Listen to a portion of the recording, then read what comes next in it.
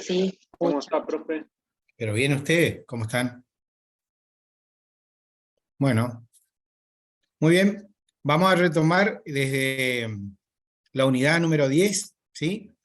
Hasta la fecha hemos desarrollado la unidad número 9, ¿sí? Y la unidad 10 tiene que ver ahora con otra parte de nuestro programa, porque lo que vimos hasta ahora estaba referido a la organización de los poderes, ¿sí?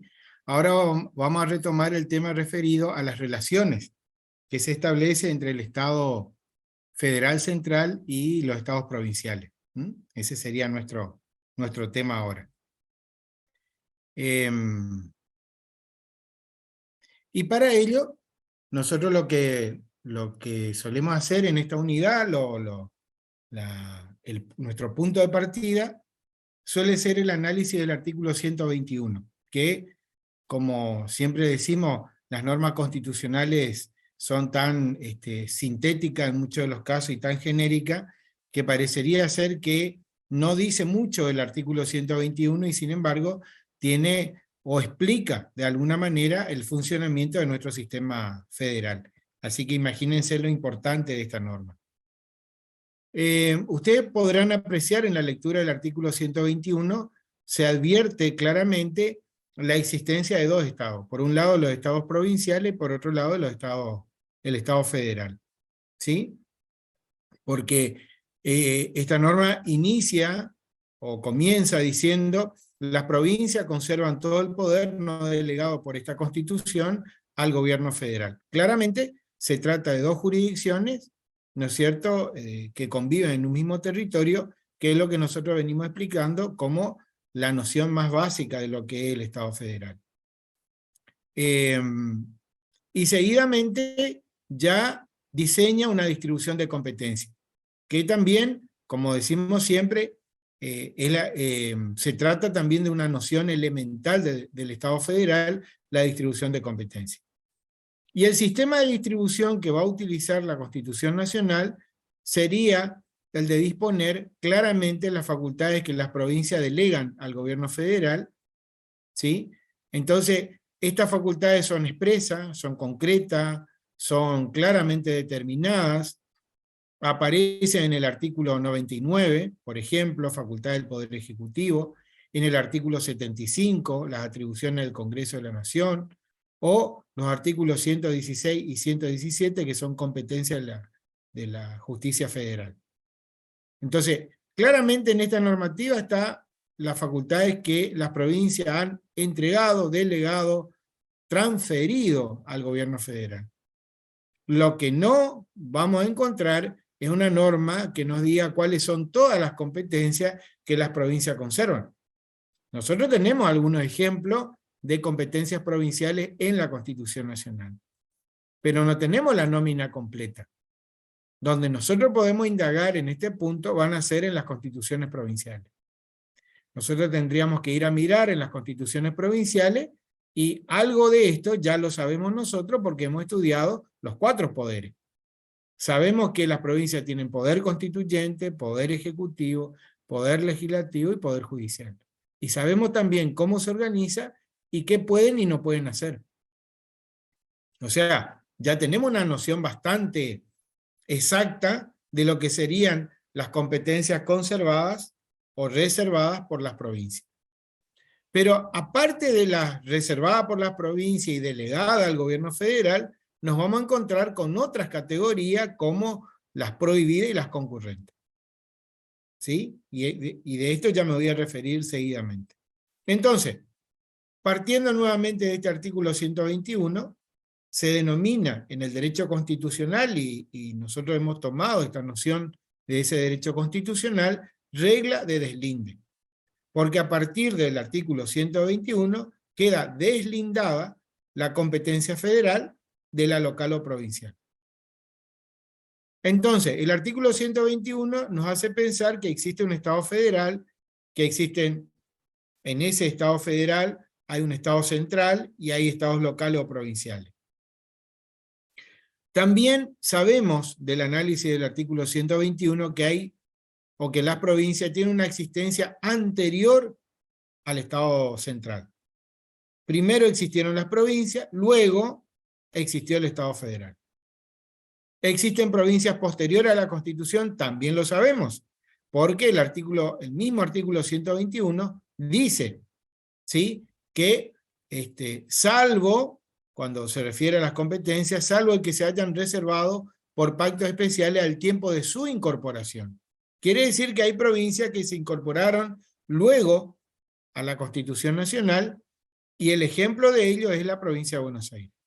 Entonces tenemos provincias anteriores a la Constitución Nacional que dieron nacimiento y origen al Estado federal, provincias posteriores a la Constitución Nacional.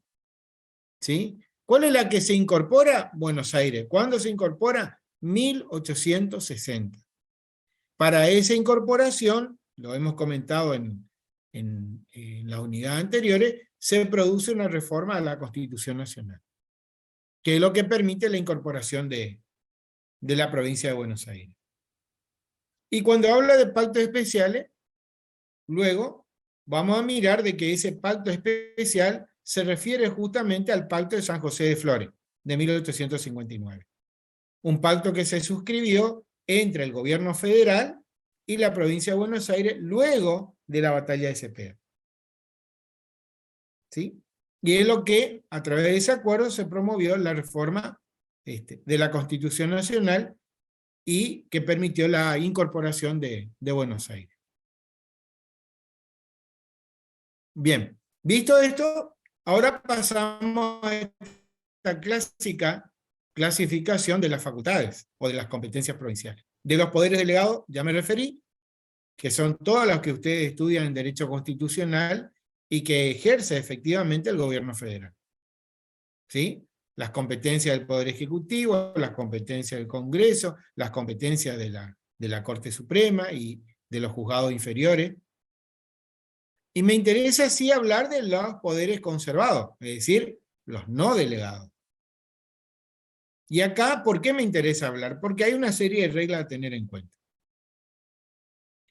Entre esas reglas dice, las provincias conservan todo el poder que tenían antes de la Constitución, salvo que una norma expresa establezca una restricción o alguna prohibición. Los actos provinciales solo pueden ser invalidados cuando la Constitución Nacional concede al gobierno federal un poder exclusivo. ¿Sí? O existe una prohibición para las provincias, o haya, y me interesa mucho esta última cuestión, o haya incompatibilidad absoluta y directa en el ejercicio de los mismos por parte de las provincias. Es decir, que yo me podría encontrar con una competencia o una facultad que en apariencia sería concurrente, pero que sin embargo las dos no la podrían ejercer al mismo tiempo, porque de ejercerla en las provincias nos encontraríamos con una incompatibilidad absoluta y directa en el ejercicio. Entonces, ¿cuándo nosotros o cómo podemos saber si una provincia tiene o no competencia? Sabemos que no la tiene cuando delegó. Sabemos que no la tiene porque está prohibida. Y sabemos que no la podrá ejercer por esta última regla, cuando resulta una incompatibilidad absoluta y directa con el ejercicio de lo mismo por las provincias. ¿Está? Entonces, esto es lo que nosotros deberíamos atender respecto de los poderes conservados o, como dicen muchos, no delegados. Y luego vienen los poderes prohibidos. Recuerden que el poder prohibido surge de la norma de manera expresa, clara, concreta, como por ejemplo cuando le dice qué es lo que no pueden hacer la provincia. La provincia no puede dictar una ley sobre ciudadanía, por ejemplo. Facultad prohibida. Las provincias no pueden suscribir tratados parciales de carácter político. Prohibido. Las provincias no pueden ejercer facultades delegadas, por lo que ya dijimos anteriormente, pero lo dice el artículo 126 de la Constitución Nacional. Ahí dice una nómina bien concreta de aquellas facultades prohibidas. Y luego viene la categoría de los poderes concurrentes. Esto es lo más difícil de desentrañar los poderes concurrentes. Porque el principio general del poder concurrente es que tanto el gobierno federal como el provincial lo pueden llevar a cabo al mismo tiempo. Pero resulta que no siempre es así. Porque podría ocurrir de que el gobierno federal ya haya legislado sobre la cuestión. Y si legisló sobre la cuestión, las provincias, ¿qué tendrían que hacer?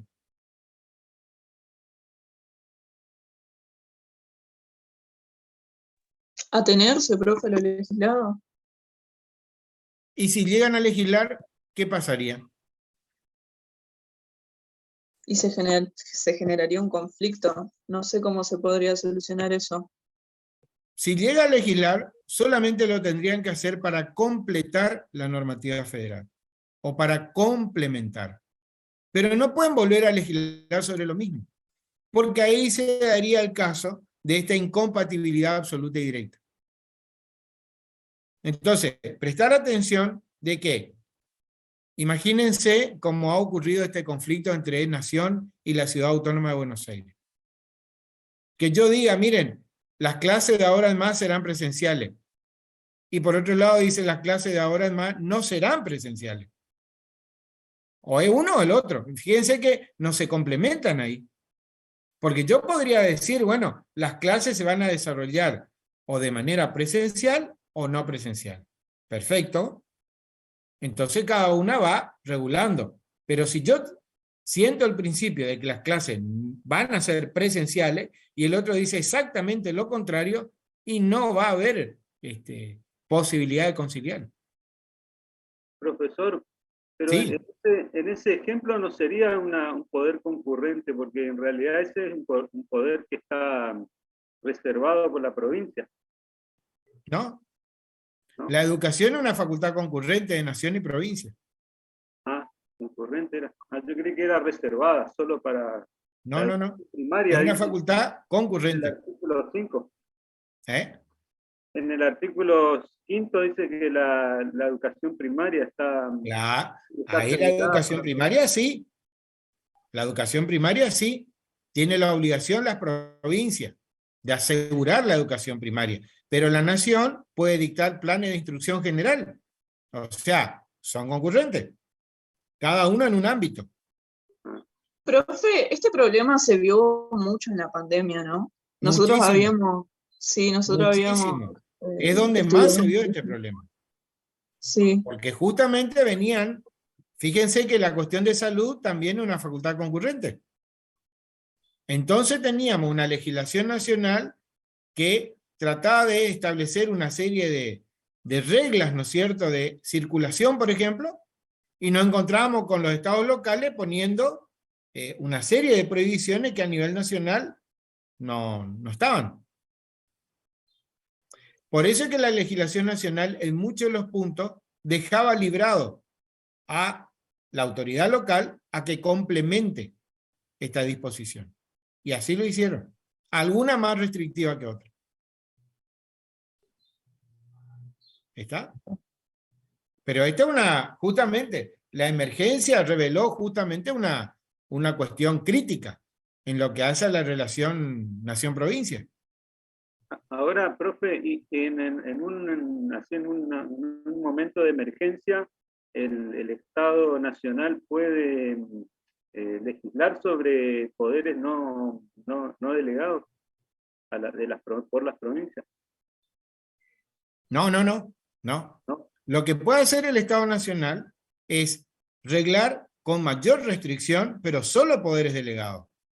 Ah, correcto. Nunca por una emergencia toma un poder no delegado. Nunca. ¿Está? Porque esa es una regla básica. Lo que sí puede ocurrir es que legisle con mayor restricción uno de esos poderes ya delegados. Por ejemplo, propiedad. Todo lo referido a la reglamentación de lo que es la propiedad está en el Código Civil y Comercial. ¿Está? Ahí están sentadas las reglas básicas. Ahora, ¿puede dictarse una norma restrictiva de la propiedad por una cuestión de emergencia? Sí, y se ha dictado. ¿Pero qué se aspira a que esa norma sea de carácter transitorio? Siempre cuando se da una legislación de emergencia, la naturaleza es que debería ser transitoria. Esto es, que pasada la emergencia, la legislación cae. Y volvemos a la legislación normal, común, ordinaria. Imagínense aquella legislación cuando prohíbe, por ejemplo, como ha ocurrido en la Argentina, sacar dinero de una caja de ahorro. Eso va en contra del derecho de propiedad, porque me impide a mí disponer de mi propiedad. Pero se ha justificado con la emergencia. Pero al mismo tiempo se le ha dicho, mire, esta restricción que ustedes imponen va a durar X meses o un tiempo limitado. Si dura más de ese tiempo, la Corte tiene sentado el criterio de que es inconstitucional.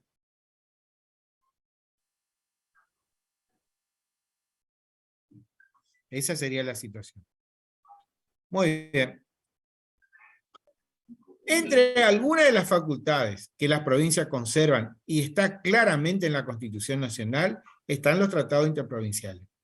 ¿Por qué decimos que es una facultad que conservan las provincias? Porque la nación no la puede obligar a firmar convenio. Son las provincias las que resuelven si quieren o no firmar. Y resuelven con quién quieren firmar. El artículo 125 regula tratados interprovinciales y habla de objeto parcial, porque solamente pueden ser objeto de un tratado interprovincial lo que la Constitución dispone, no cualquier objeto. Los objetos son intereses económicos, trabajo de utilidad común y administración de justicia. Los dos primeros son muy amplios. El tercero es el más específico de todos. Cuando hablamos de intereses económicos puede ser cualquier emprendimiento, actividad, el que a ustedes les parezca, el que se les ocurra.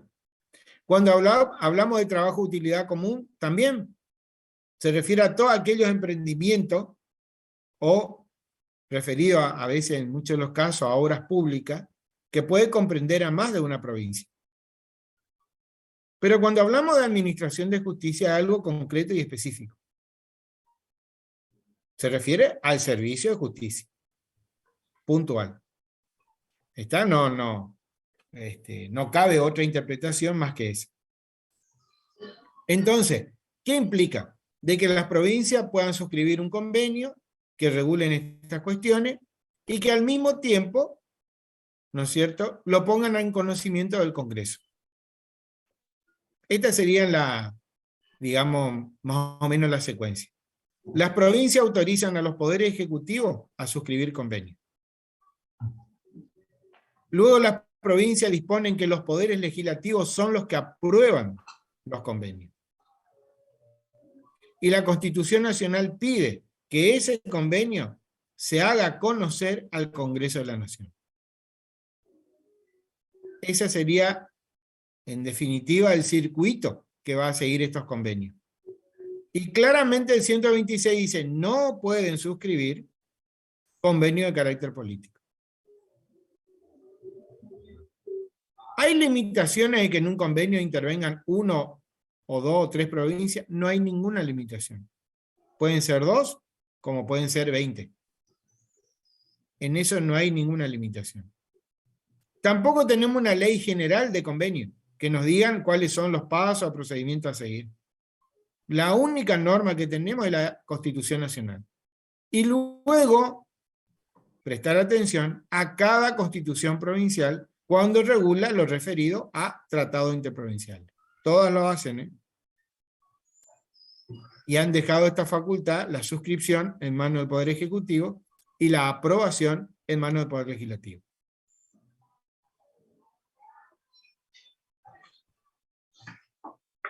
El Congreso de la Nación lo único que hace es tomar conocimiento. No requiere que este tratado sea aprobado por el Congreso de la Nación.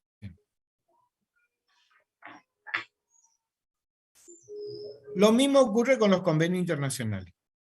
Los convenios internacionales se introducen, esta facultad se introduce con la reforma de 1994, con la intención de fortalecer el federalismo y de permitirle a las autoridades provinciales relacionarse con otros estados extranjeros. Por supuesto, con una serie de limitaciones. Entre eso, por ejemplo, dice, se puede firmar un convenio internacional, pero ese convenio no puede ser incompatible con la política exterior de la nación. Si la política exterior de la nación apunta hacia defender, por ejemplo, sistemas democráticos, ninguna provincia podría estar suscribiendo convenio internacional con un Estado extranjero que no sostiene este sistema. Por ejemplo, que no afecten facultades delegadas al gobierno federal. Ninguna provincia puede comprometerse con un Estado extranjero a que las personas que vengan de esos estados tengan un reconocimiento de la ciudadanía, porque esta es una competencia que le corresponde al gobierno federal y no a las provincias, por ejemplo. Que no afecta el crédito público de la nación. La provincia no puede comprometer fondos de la nación. En todo caso, puede comprometer los suyos. ¿Está? Bueno, estas son las limitaciones que surgen de la Constitución Nacional y que se imponen a las provincias. Y aparece la otra limitación, es decir, o la otra condición. Suscrito al convenio hay que poner en conocimiento del Congreso. Pero tampoco en este caso se pide aprobación, solamente el conocimiento. Como en el caso anterior, estos convenios requieren que sean suscritos por el Poder Ejecutivo y aprobados por el Poder Legislativo.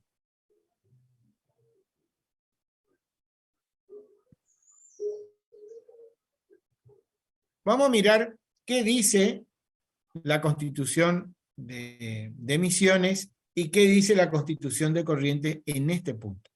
A ver, ¿qué dice?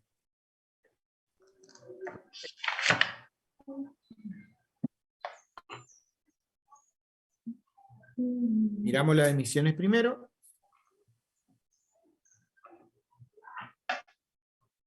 A ver si hay alguna norma específica.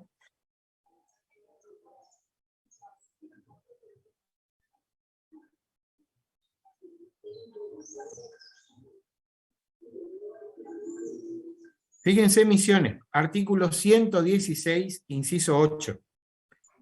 Cuando se refiere a las facultades del Poder Ejecutivo. Celebrar y firmar contratos con otras provincias con fines de administración de justicia, interés económico, trabajo, utilidad común, con la aprobación del Poder Legislativo,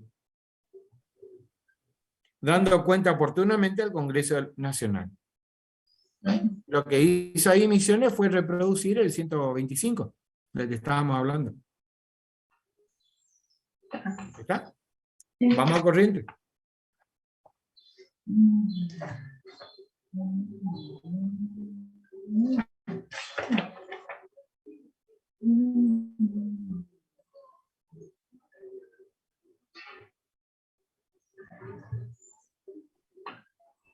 Dice corriente, artículo 162, inciso 7.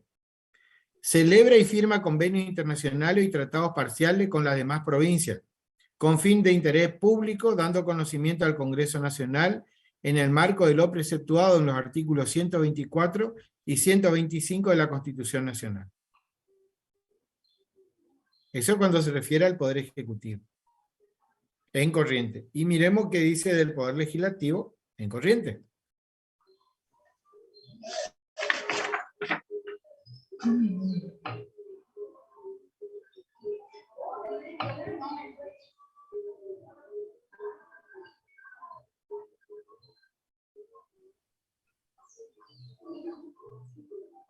Dice así, a ver.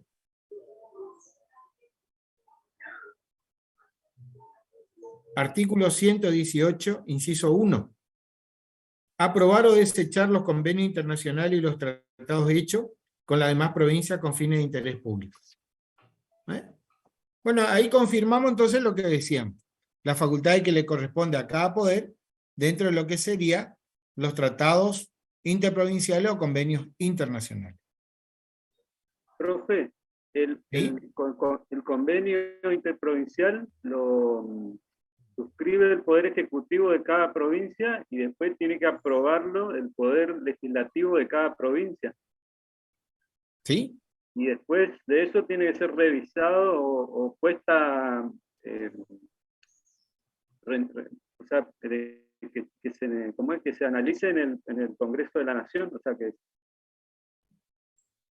Se pone en conocimiento. estar en conocimiento, eso, así sería el procedimiento. Así sería, exactamente. ¿Sí? Ujú. Eso sería. Bien. Doctor, en el caso de que quede rechazado por la legislatura provincial, ¿no hay otra instancia? ¿Queda ahí? No se Queda aprueba ahí. y listo. Que ahí no tiene ningún sentido que yo dé a conocer al Congreso algo que está desaprobado. Claro, no vuelve al Ejecutivo ni nada para algún tipo, una especie de reforma o algunos cambios. Queda ahí nomás. Y no porque no se trata de una ley, o sea, no tiene el tratamiento de una ley en el cual yo debería insistir con mayoría. En todo caso, si el Poder Legislativo ya no tuvo oportunidad, digamos, mejor dicho, desaprobó o no tuvo el consenso, deberá intentar después, en la próxima sesión, o producir las modificaciones que sean necesarias. Pero yo no puedo introducir, ¿sí? Lo que suele pasar con los convenios es que yo unilateralmente no puedo introducir cambios, porque esto fue producto de un acuerdo. Imagínense que yo, porque mi poder legislativo me dicen que quiere que ponga algo, yo lo pongo y entonces apruebo. No. ¿Y la otra parte? Ah, Eso es lo que pasa. Algo más complejo. Gracias, doctor. Claro, se vuelve complejo por esa razón. Es decir, como hay otra parte que es la que está actuando, yo no podría ponerle elementos, nuevos elementos, porque la otra parte no suscribe eso y no formó parte del acuerdo. Yo tendría que volver a empezar ahí. Muchas gracias, doctor. Bien. Creación de regiones. ¿Sí? La reforma del 94 también introduce este nuevo tema para fortalecer al sistema federal, permitiendo que las provincias pudieran crear regiones. Y cuando se analiza en la doctrina qué diferencia hay entre una región y un tratado interprovincial, se suele decir que en la creación de regiones hay una mayor integración. Es decir, cuando yo creo una región o cuando decido formar parte de una región, es porque de alguna manera yo estoy produciendo una transferencia de competencia o se está produciendo una serie de transferencias de competencia entre las provincias, que no se da en un tratado interprovincial. Esa sería la diferencia. Por otra parte, la región a la que se aspira en la Constitución Nacional es una región con un objeto de desarrollo económico-social, no de carácter político. No de carácter político. Si fuera político, significaría la creación de una nueva provincia o de un nuevo estado. Y no es a lo que apunta la Constitución Nacional. Luego permite que una vez creada la región se puedan establecer órganos para el cumplimiento de los fines de la región. Y en todos los casos requiere conocimiento del Congreso. Como veníamos diciendo, fíjense que la competencia para la creación de regiones es compartida en este caso. Porque también, de alguna forma, la nación podría dictar una norma regulando la forma de creación de regiones. No es una competencia que esté prohibida. Lo que no se puede hacer por ley es obligar a las provincias a formar parte de una región. Tenemos antecedentes. La ley 16.954 en la década del 60 dividió al país en 8 regiones. ¿Sí? Después tenemos ejemplo de Comisión del Río Bermejo, ley 467, régimen de promoción regional, decreto 3113, entes regionales financieros, ley número 18061, Bueno, tenemos algunos ejemplos de la necesidad, o mejor dicho, de la instrumentación de regiones. ¿Qué es necesario? Es necesario, que es conveniente, también lo es, ¿sí?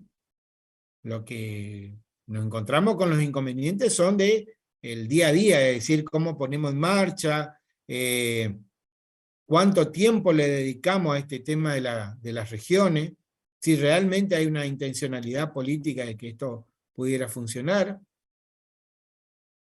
Bueno, esto depende de cada política de las provincias, ¿no? Bien. Otro de los temas que analizamos y que tiene que ver con las relaciones nación-provincia y de las relaciones de las provincias entre sí, sobre todo, habla de la validez de los actos públicos y procedimientos judiciales. El artículo 7 de la Constitución Nacional ha asentado el principio de extraterritorialidad cuando dice que gozan de entera fe los actos públicos de una provincia en otra. ¿Qué significa que gozan de entera fe? Que hay una presunción legal de que aquello que se hizo en una provincia está bien hecho. Y que por lo tanto va a tener efecto en la otra provincia. Este es el principio general. Que nos permita a nosotros de que la relación entre las provincias sea pacífica y no crítica, y que no se esté en una situación de desconfianza permanente entre un Estado y otro. Tienen los mismos efectos, dice, un acto público debería tener el mismo efecto que produce en la provincia de donde emanan. Un ejemplo, yo soy maestro, soy profesor, egresado de un instituto provincial, que me voy a ejercer mi profesión a otra provincia. Se supone que ese estudio y que ese título que yo tengo deberá tener un reconocimiento en otra provincia. Si además yo a eso le agrego una serie de antecedentes, como por ejemplo que fui designado en tal o cual función dentro de la provincia donde yo venía ejerciendo la docencia, se supone que la provincia que recibe esos antecedentes deberán tenerlo como cierto. Mi designación en la función o las certificaciones que yo vaya a obtener, en principio. Salvo que me encuentre con alguna situación puntual que diga, no, mire, en realidad esto es irregular, este decreto nunca existió, este decreto nunca se publicó. Por ejemplo, este instituto que ustedes dicen nunca fue autorizado, ¿sí? Pero es una situación que sería, dentro del régimen que estamos analizando, sería una situación excepcional. Entonces, lo que fija la Constitución es permitir que las relaciones entre las provincias se produzca de una manera equilibrada, regular, pacífica. Y por otro lado, me permite al mismo tiempo el libre tránsito de un espacio a otro. ¿Sí? Bien. Además dispone, el Congreso puede establecer la forma probatoria. Y si no lo hace, se aplica las reglas del lugar de aplicación. Entre la forma probatoria de un acto está la publicidad. Si yo le digo que hay un decreto 99 que me designó en tal o cual función y el decreto está publicado, hay una presunción de que es válido. ¿Sí? Si yo me voy a valer de una resolución o de una copia, de esa resolución, lo mínimo que me van a decir es, bueno, que esté legalizado, que esté certificado por alguna autoridad que da fe de que eso es así. Y sí, y es verdad. Entonces, nos encontramos con dos maneras de asegurar, digamos, la validez de esos actos. Por un lado, que estén publicados, y por otro lado, que estén legalizados. ¿Sí? Serían los dos procedimientos exigibles para que, en todo caso, yo pueda dar fe de que esos actos públicos y procedimientos judiciales se realizaron o se produjeron tal cual yo lo manifiesto.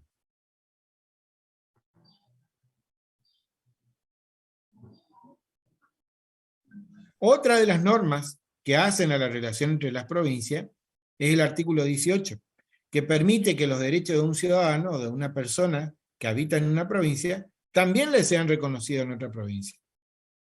¿Cómo se entiende esta situación? El artículo 8 tiene su base en el artículo 16, de la igualdad ante la ley. Todas las personas deberán ser tratadas igual ante la ley, no importa el lugar de procedencia. Si nosotros esto lo hemos aplicado respecto del extranjero, por el artículo 20 de la Constitución Nacional, cuando le reconocemos al extranjero todos los derechos civiles que se le reconoce al nacional, con mayor razón aún, deberíamos reconocer todos los derechos civiles a una persona, no importa la provincia de donde provenga. Este es el criterio del artículo 8. Ahora, lo que no le podemos reconocer a la persona es algún privilegio o tratamiento especial que él tenga dentro de su provincia. Porque eso es excepcional. Y porque además es de interpretación restrictiva. Esto es lo que pasa con las inmunidades. Un legislador provincial tiene una inmunidad dentro de su territorio, pero no puede trasladar esa inmunidad a otro territorio. ¿Por qué? Porque la inmunidad es de interpretación restrictiva.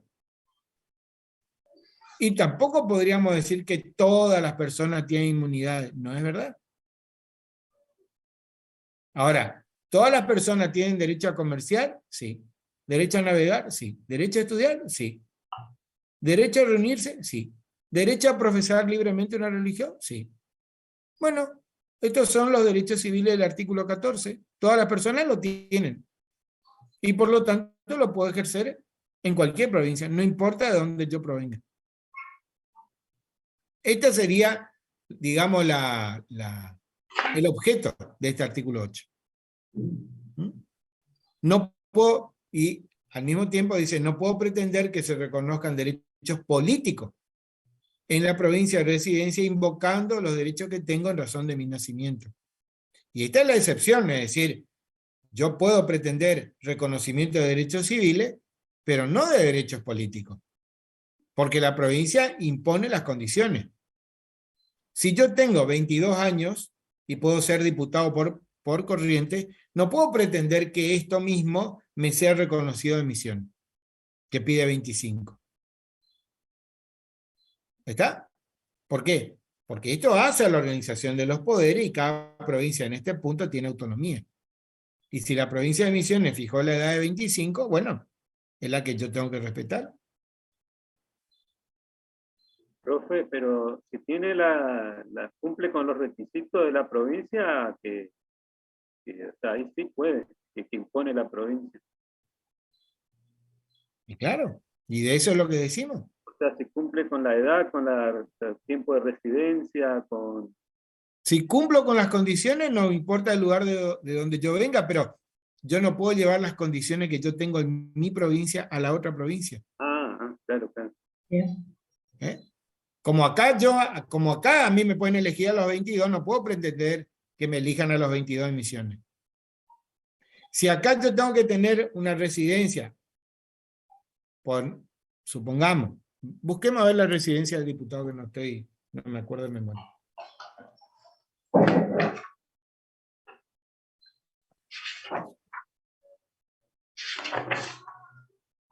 Acá me pide residencia de 2 años, me piden Corrientes. Fíjense en Misiones cuánto pide.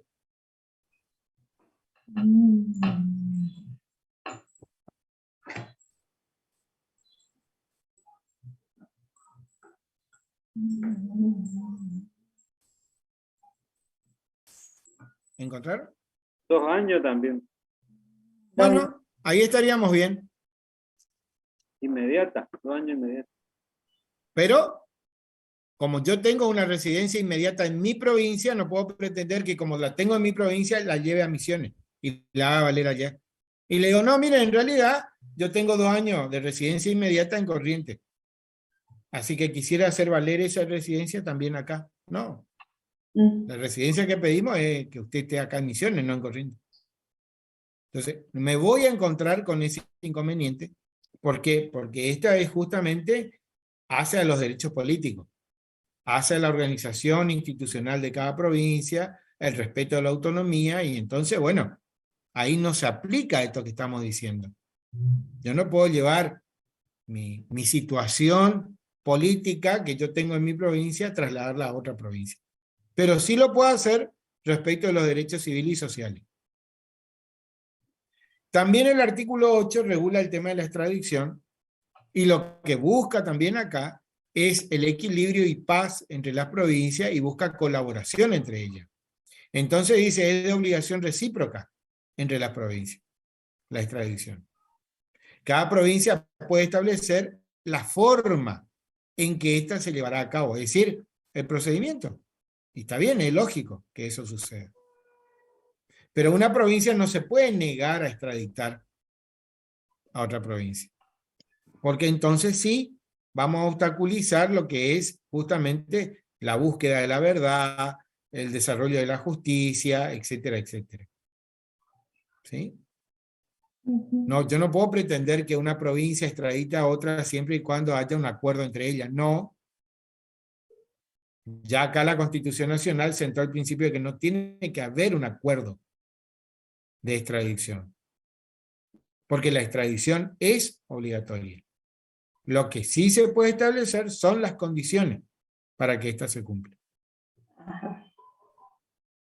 Por ejemplo, una provincia puede establecer como condición de que la extradición sea solicitada por un juez de tal naturaleza. Por ejemplo, que la extradición sea solicitada de manera escrita. Por ejemplo. ¿Está? Es decir, establecer una serie de pautas de procedimiento, pero no puede negar la extradición desde el inicio.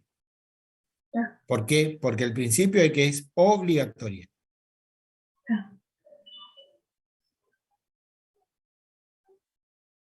Bueno. Otro de los temas a analizar es el tráfico interprovincial. Esto es una de las cuestiones que, como ustedes bien dijeron, se puso de relieve durante la pandemia, durante la emergencia, el libre tránsito.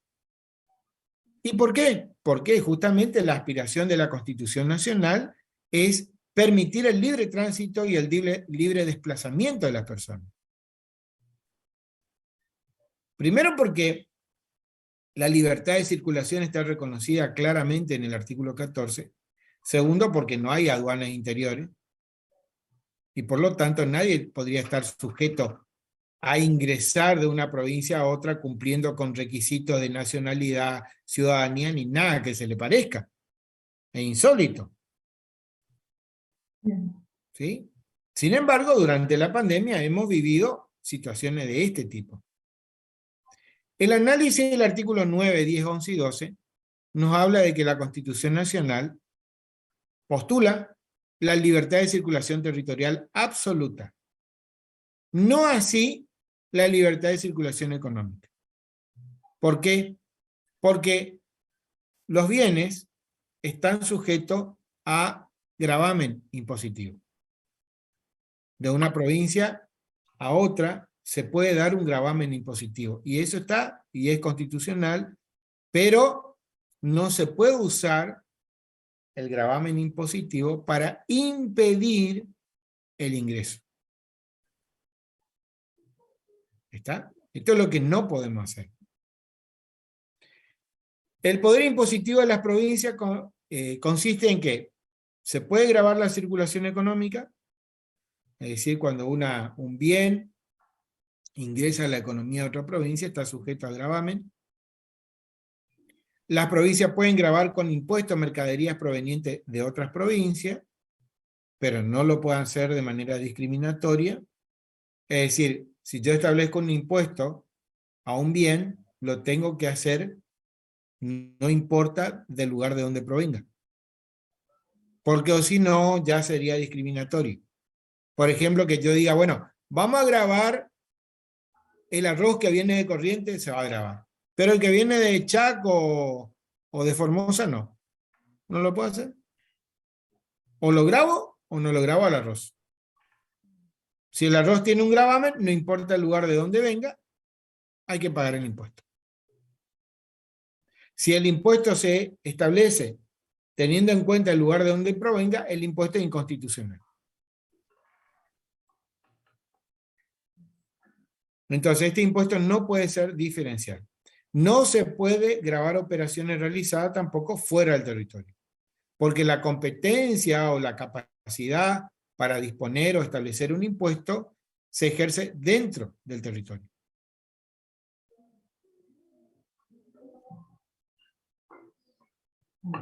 Otro tema relacionado con lo anterior son los límites interprovinciales. Nos vamos a encontrar con reclamos entre las provincias, que los hay. ¿Sí? Ya no como hubo en una época, pero los reclamos siempre van a estar vigentes. ¿Por qué? Porque las provincias suelen compartir, ¿no es cierto?, espacios comunes. Imagínense un río, Corrientes, Chaco, que está dividido por un río y que yo diga, no, el río es de Corrientes. No, el río es de Chaco. Tiene que haber un criterio para solucionar. ¿Mm? Bueno, estas son situaciones que yo me voy a encontrar en un sistema federal con provincias que son distintas, que tienen autonomía, etc. Comencemos diciendo que, conforme al artículo 75, inciso 15, el Congreso es quien fija o establece los límites y que puede crear provincias. Pero, como dice la doctrina, esta es una competencia que el Congreso lo ejerció en su momento cuando transformó los territorios nacionales en provincias. Hoy en día, ¿el Congreso puede intervenir en la creación de nuevas provincias? Sí. ¿Sí? Porque el artículo 13 lo dice. Por lo tanto, cada vez que haya un cambio de límite o un cambio de jurisdicción en la provincia, el Congreso debe intervenir. ¿Sí? La competencia para modificar o no los límites es del Estado provincial. Él decide.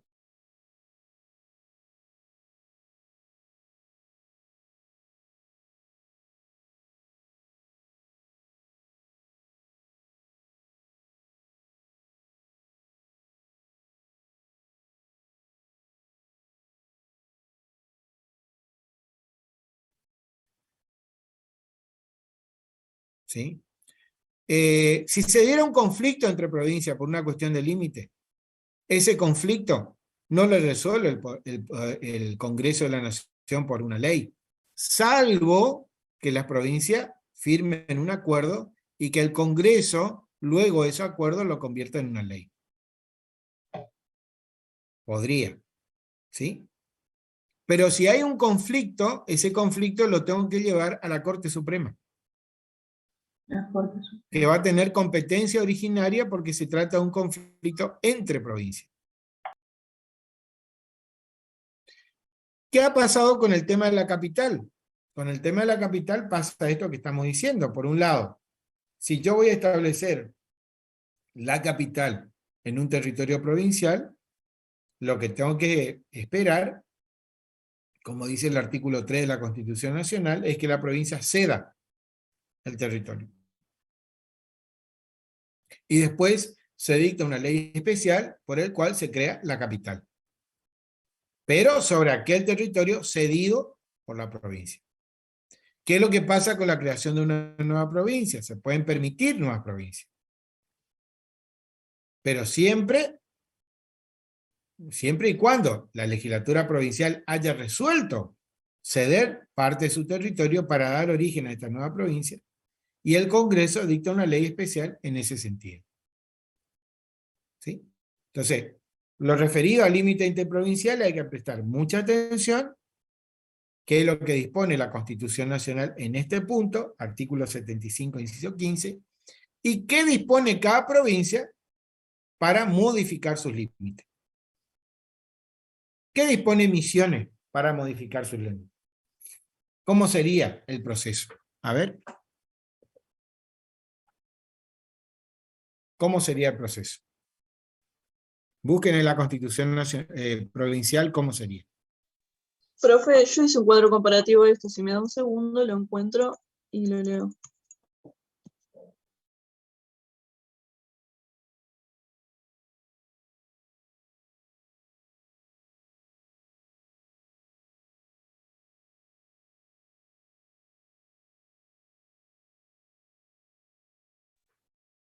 Cuando importe abandono de jurisdicción, se requiere, digamos, la unanimidad de los votos de la Cámara y el referéndum, ¿puede ser? Sí, eso es.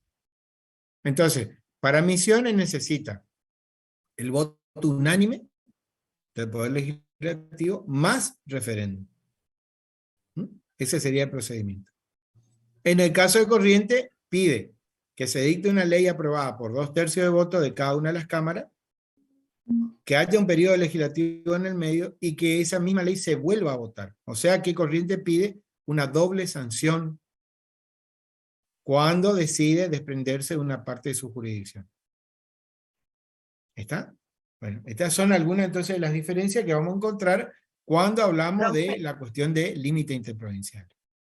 ¿Puede repetir lo de Corrientes? Corrientes necesita, cuando abandona o modifica sus límites, Claro. una ley aprobada por 2/3 de votos de cada una de las cámaras, tiene que esperar un periodo legislativo y volver a votar esa ley con las mismas mayorías. Bien. Muchas gracias. Bueno. Doctor, perdón, ¿y el de Misiones? ¿Qué número de artículo es?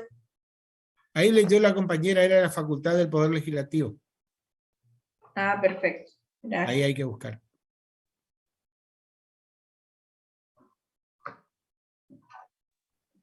Profe, ¿Sí?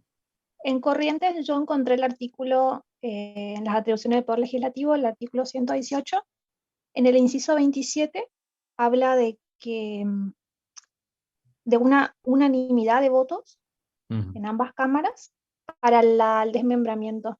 ¿Se aplica a este inciso o el que usted dijo? Fíjense el artículo 4.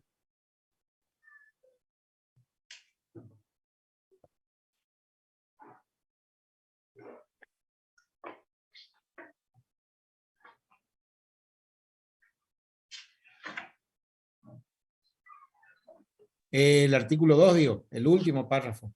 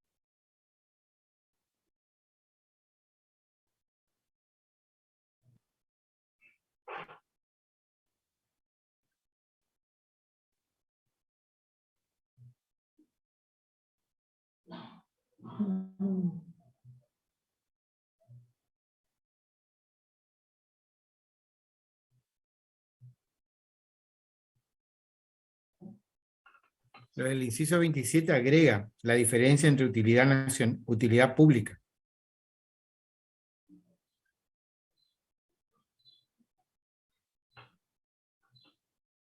Que es el caso de expropiación.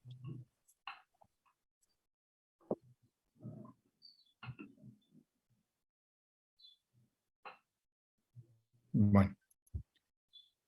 Otro de los temas en la que involucra a la relación Estado federal y local se refiere a los recursos naturales. También acá, durante mucho tiempo, se evidenció un conflicto entre el gobierno federal y gobiernos provinciales respecto de los recursos naturales.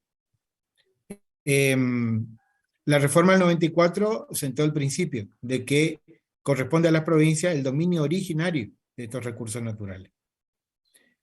Este criterio no siempre fue uniforme. La Constitución del 53 nada dijo sobre este tema, y durante mucho tiempo se interpretó que, teniendo en cuenta la política del bienestar general, el gobierno nacional había producido, de hecho, una serie de expropiaciones de recursos naturales. Así llevó adelante todo lo que es la política de hidrocarburos, ¿sí? Las provincias más perjudicadas fueron las provincias del sur, sobre todo, y ellas nunca recibieron una compensación adecuada por esta explotación que el gobierno nacional había hecho de esos recursos. ¿Sí? Entonces, como no había una regla clara, se entendió que el gobierno nacional, bajo la excusa del bienestar general, podía producir esta explotación. La Constitución de 1949 introdujo el criterio contrario, es decir, que estos recursos eran de la nación. Después esa Constitución fue derogada en 1955 y nuevamente quedó un vacío. Y cuando viene la reforma del 94, sentó el principio exactamente al revés, de que los recursos naturales son del dominio originario de las provincias. ¿Qué implica esto? De que la nación, cuando quiera realizar alguna actividad sobre esos recursos naturales, tiene que llamar a la provincia a que aparezca en la negociación sobre esos recursos, porque en realidad le pertenece. Esta es la forma de interpretar el artículo 124. Complementario con esto está también lo referido a protección del medio ambiente, porque tiene que ver. Y en este punto sí la nación tiene facultades para regular, no para disponer de los bienes, sino para regular el uso de esos bienes con los fines de protección ambiental. Y en este punto las provincias tienen la facultad de también regular, pero de manera complementaria. Es decir, en un segundo orden, si se quiere denominar de esta manera. La nación dicta una ley de base y la provincia una norma complementaria. La reforma del 94 también ha introducido la acción de amparo ambiental, de alguna manera, es decir, la acción de amparo para proteger, ¿no es cierto?, los derechos difusos o colectivos, entre los que se encuentra la del medio ambiente. También muchas provincias han introducido el amparo, entre ellas el caso de Chaco o Corrientes en su constitución provincial, con la finalidad de proteger, ¿no es cierto?, intereses colectivos, de derechos difusos. Bueno. Y por último, vamos a tratar el tema de los establecimientos de utilidad nacional.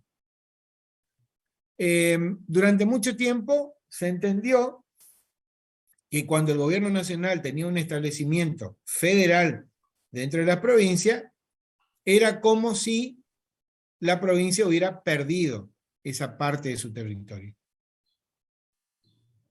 Entonces se entendía como una especie de expropiación, como una especie de desmembramiento de ese territorio. Pero, por supuesto, nunca fue pacífica la doctrina en este punto, fue cambiando la interpretación, hasta que llegamos al momento de la reforma del 94, donde se aplica el principio contrario, es decir, en realidad ese territorio y la facultad que tiene la provincia sobre esos establecimientos, todo lo que es el poder de policía le corresponde a la autoridad local. Poder de policía, poder de imposición. Lo único que conserva el establecimiento de utilidad nacional, y en este caso sería el Congreso de la Nación sobre esos establecimientos, es la facultad de legislar de manera exclusiva en lo que hace al objeto del establecimiento. Ejemplo. Educación. Puede ser, pero uno de esos ejemplos podría ser un regimiento, ¿sí? El ejército, que se instala dentro de una provincia, todo el territorio de ese ejército es de propiedad nacional, ¿sí? Dicta una ley nacional que regula la organización del ejército. Perfecto hasta ahí. Ahora, eso no significa que ese establecimiento no tenga que pagar impuestos por ese territorio. No significa tampoco que si hace alguna construcción, ¿sí?, no tenga que tomar y cumplir con todos los requisitos que pide el municipio sobre construcciones. Imagínense que en el caso, no sé, de Posada, que hay un ejército instalado allí, o una jurisdicción del ejército, comienza a construir un edificio que pueda poner, como todo edificio, toda construcción, puede poner en peligro a las personas. Y que nadie las controle. Y que no esté sujeto a ningún tipo de supervisión ni cumplimiento de requisitos. Entonces, esta es una situación en la cual yo le podría obligar al ejército a decirle, no, mire, usted para producir esta construcción tiene que tener una autorización del municipio, iniciar un expediente, tiene que haber un ingeniero, arquitecto a cargo, etcétera, etcétera, que esté llevando adelante o controlando esta construcción. ¿Está? Entonces, esto es lo que yo debería tener presente cuando hablo de un establecimiento de utilidad nacional. Porque dice el artículo 75, inciso 30, de que el Congreso conserva la facultad de legislación necesaria para el cumplimiento de los fines. Pero que al mismo tiempo la autoridad provincial y municipal tienen poder de policía y de imposición. ¿Está? Bueno.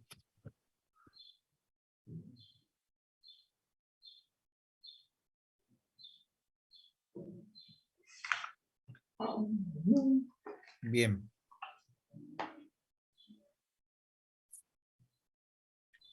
¿Alguna pregunta?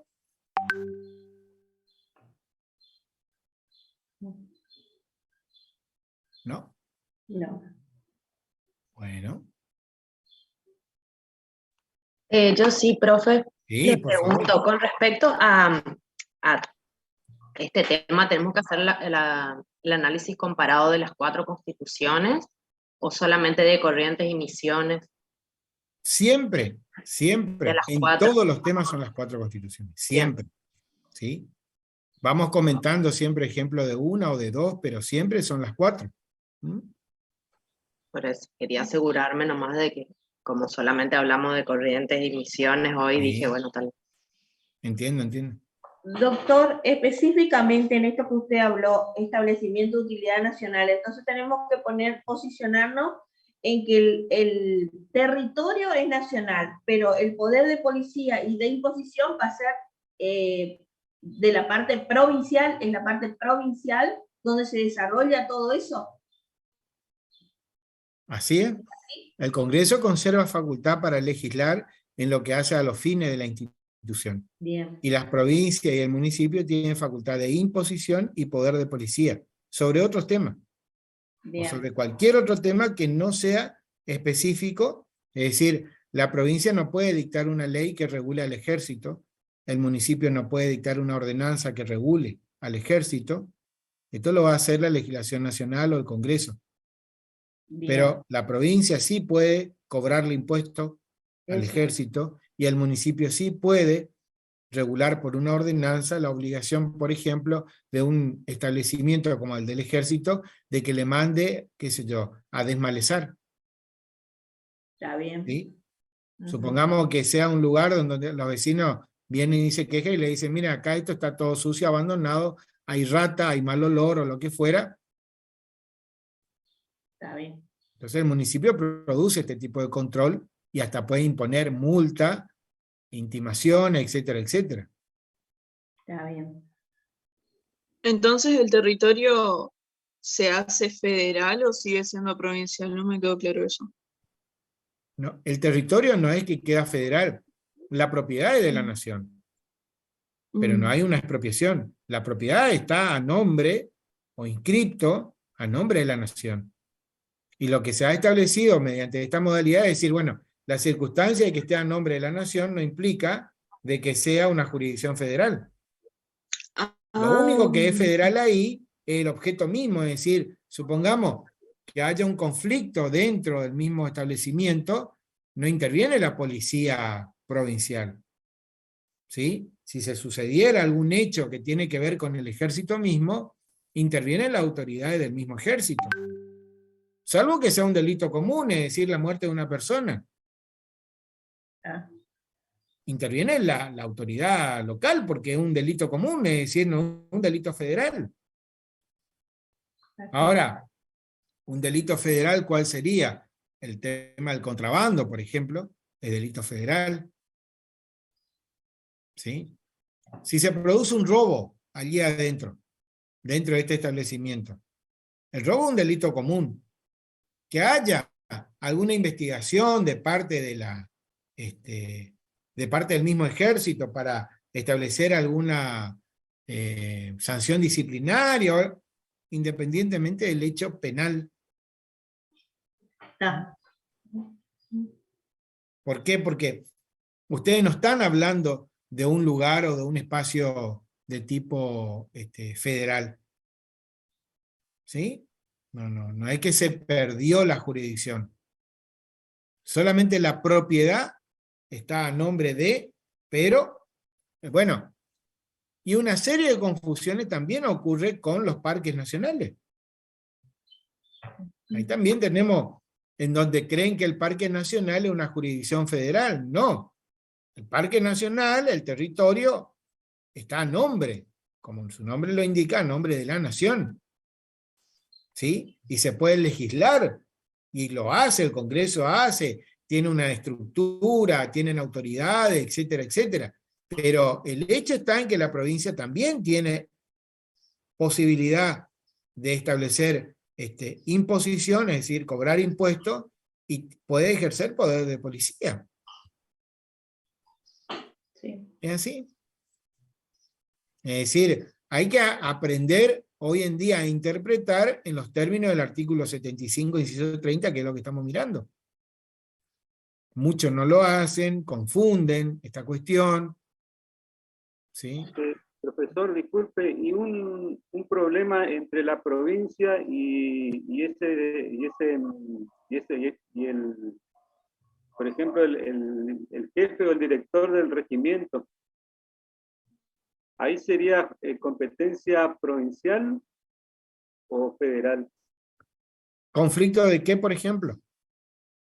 ¿Y un juicio, un litigio? ¿Una demanda? Sí. Si está el Estado Nacional de por medio, la justicia es federal. Entre la provincia y el destacamento federal. Si está algún organismo nacional de por medio, la justicia es federal. Ah, ahí sí. En ese caso sí. ¿Sí? Porque así está establecido. Cuando la persona demandada es la nación, la justicia es federal. Con mayor razón, si quien demanda es la nación, la justicia es federal. Ya sea en su papel de actor o de demandado, si está la nación de por medio, la justicia es federal.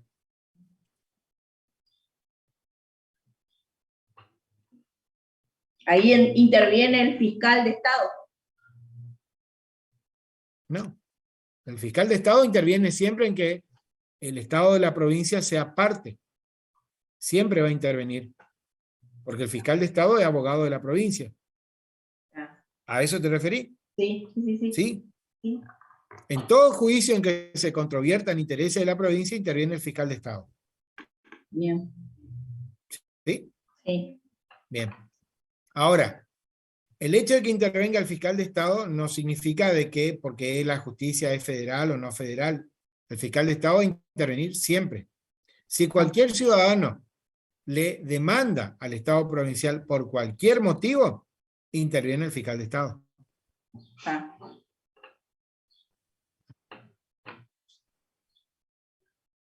¿Por qué le demandarían ustedes a la provincia, por ejemplo?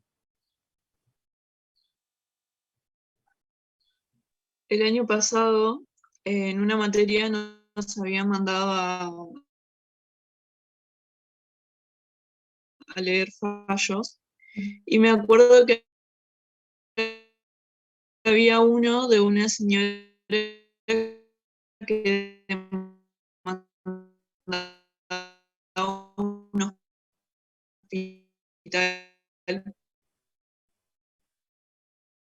Sí, y ahí podría ser un claro exactamente. ejemplo, ¿verdad? De lo Por que... ejemplo, una persona que se interna en un hospital público, ¿sí? El hospital público y al Estado provincial, porque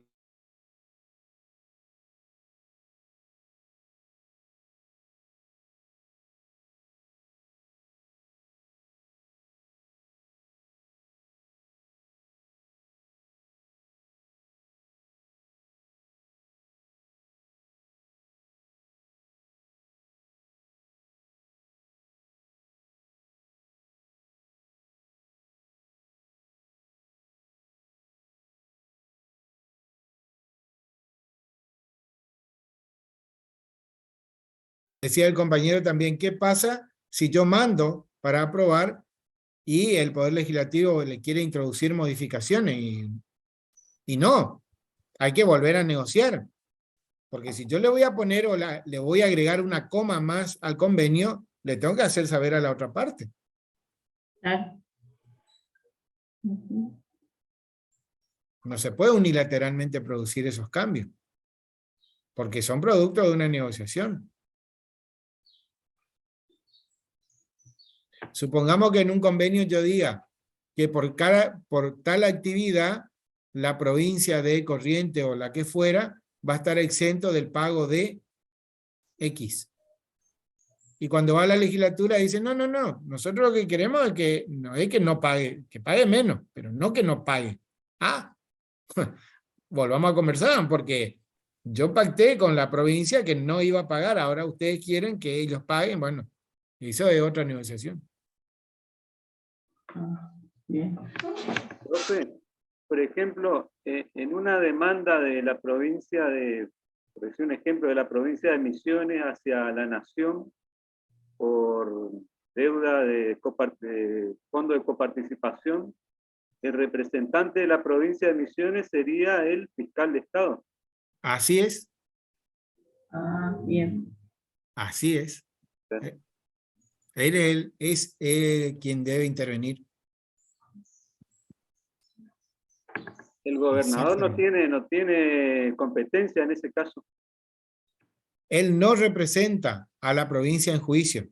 Sí tiene intervención en el sentido de que el fiscal de Estado le puede pedir todos los antecedentes necesarios como para fundar la posición de la provincia. Porque ¿quién mejor que el gobernador, que el que ejecuta el presupuesto o el que diseña el presupuesto, de decirle, no, mirá, acá nosotros no cobramos, esto que dice la Nación que nos mandó, no nos mandó nunca.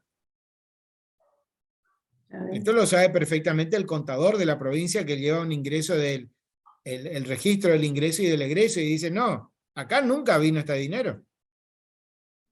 Entonces, ahí es donde el gobernador tiene una intervención, si se quiere, pero una intervención como órgano a consultar, pero no es el que va a venir a diseñar la respuesta jurídica, digamos.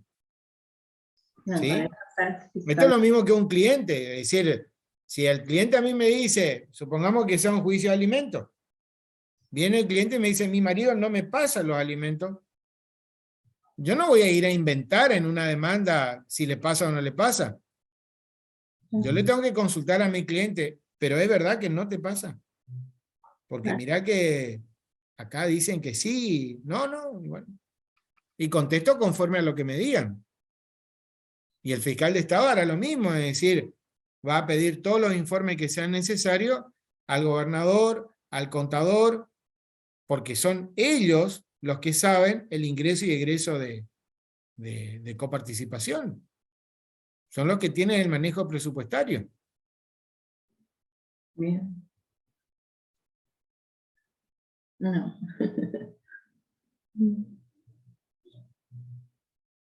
Ahí dicen, si el gobernador ingresa como órgano político. No, el gobernador lo que hace es dar información o suministrar toda la información que sea necesaria para que el fiscal de Estado haga la defensa de los intereses del Estado provincial, pero no participa de manera directa.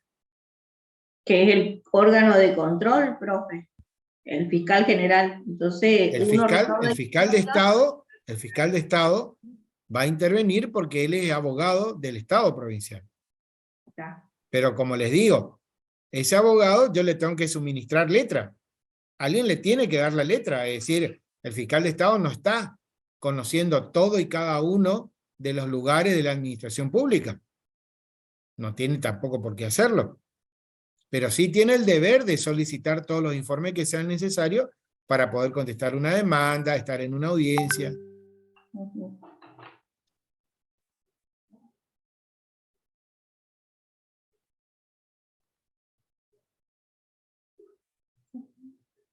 Bueno, ahí veo que también me pregunta por el tema del recuperatorio y todo eso. Escríbanme.